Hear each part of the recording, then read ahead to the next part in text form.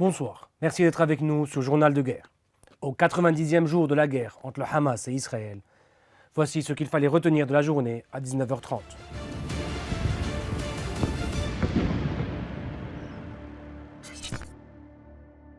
Nous commençons avec le Liban.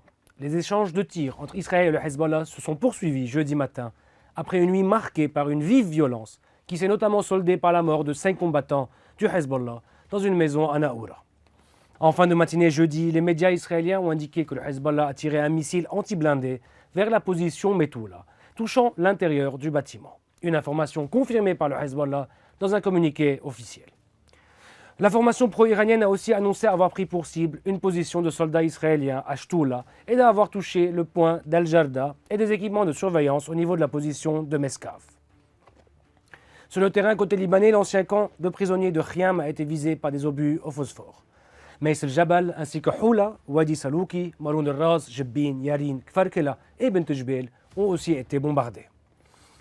Par ailleurs, plus d'1 millier de personnes ont participé jeudi à Beyrouth aux funérailles du numéro 2 du Hamas, Saleh al-Arouri, et de 2 autres cadres, tués mardi dans une frappe attribuée à Israël. Dans un discours enregistré, retransmis à la foule, le chef politique du Hamas, Ismail Haniyeh, basé au Qatar, a affirmé qu'Israël ne pourra, je cite, jamais pousser le Hamas à abandonner ses revendications, sa vision et sa stratégie. Sur le terrain à Gaza, de nouveaux bombardements de l'armée israélienne sur la bande de Gaza ont fait des dizaines de morts jeudi, selon le Hamas. Près de 3 mois après le début de la guerre, des frappes et tirs d'artillerie particulièrement intenses ont touché au cours de la nuit Khan Younis, grande ville du sud de la bande de Gaza, qui est devenue l'épicentre des opérations selon un correspondant de l'AFP. L'armée israélienne a de son côté dit avoir visé notamment, je cite, des terroristes qui voulaient placer un engin explosif près de soldats et un dépôt d'armes du Hamas à Khan Younis. Le bilan humain depuis le début de la guerre à 19h30, heure de Beyrouth.